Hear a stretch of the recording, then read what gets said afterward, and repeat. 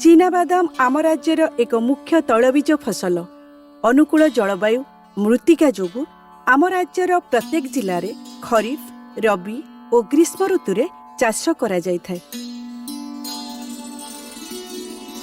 मुख्यतः चीनाबादाम फसल अनेक क्षतिकारक रोग और पोक द्वारा आक्रांत होइथाय। फसल को सुरक्षा देबा पाई आक्रमण करुथिबा अपकारी पोक गुड़ी को चिन्हिबा सहित एहार निराकरण ठीक समय करिनेबा दरकार।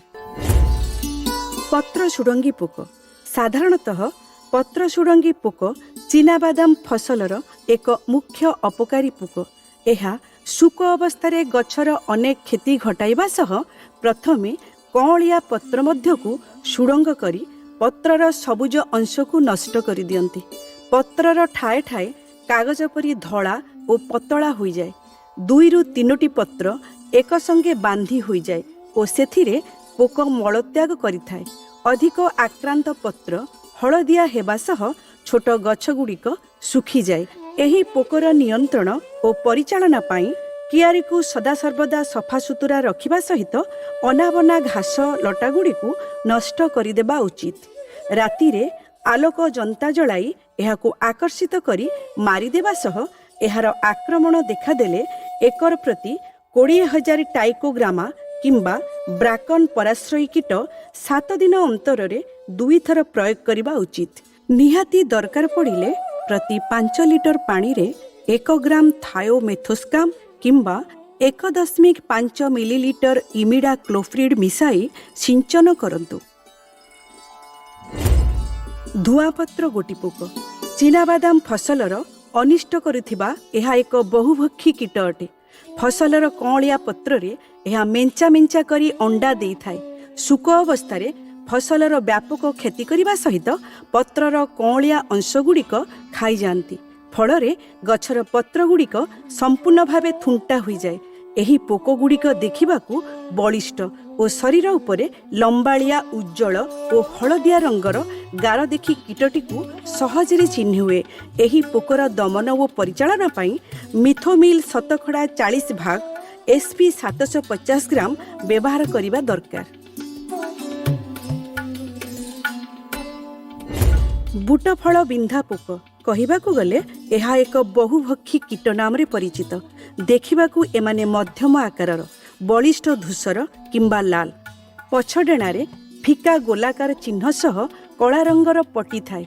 शुक अवस्था गछर पत्र कांड फूल इत्यादि समस्त अंश खाई गछ को संपूर्ण थुंटा कर दियंती। एहार परिचालना पाई जमी को गहिरिया खराटिया चाष करिबा सह अंत फसल भावे बरगुड़ी चाष करंतु।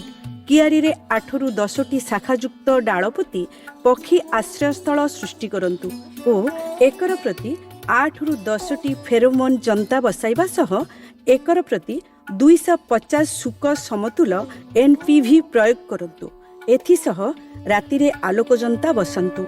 धुआपत्र गोटीपोक और बुट फलबिंधा पोकर परिचालना पाई स्पिनोसाट शतकड़ा 45 भाग SC 200 मिलीलीटर और प्रोफेनफस शतकड़ा 50 भाग EC 1000 मिलीलीटर सिंचन करिनेबा भल।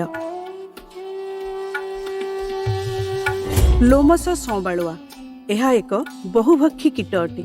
अति सांघातिक भावे पत्र गुड़िक खाइबा सहित शुक गुड़िक बहु क्षतिकारक। लाल संबालुआ खरीफ ऋतुरे और बिहारी संबालुआ रबी ऋतुरे चीनाबादाम फसल को आक्रमण करिबा सह गछर सबुज अंश को खाई जाती। दूररू देखिले पत्र गुड़िक पोड़ालिया देखा जाए। एमानंक शरीर लोमयुक्त और लाल रंग। मात्र बिहारी संबालुआ गछर पत्र और कौलिया अंश को संपूर्ण रूपे नष्ट कर दियंती। एमाने देखिबाकू शरीर तलपाख फिका और हलदिया रंगर। एमानंक परिचालना उपरे आलोकपात कले जना जाए जमी को गहिरिया खराटिया चाष करिबा।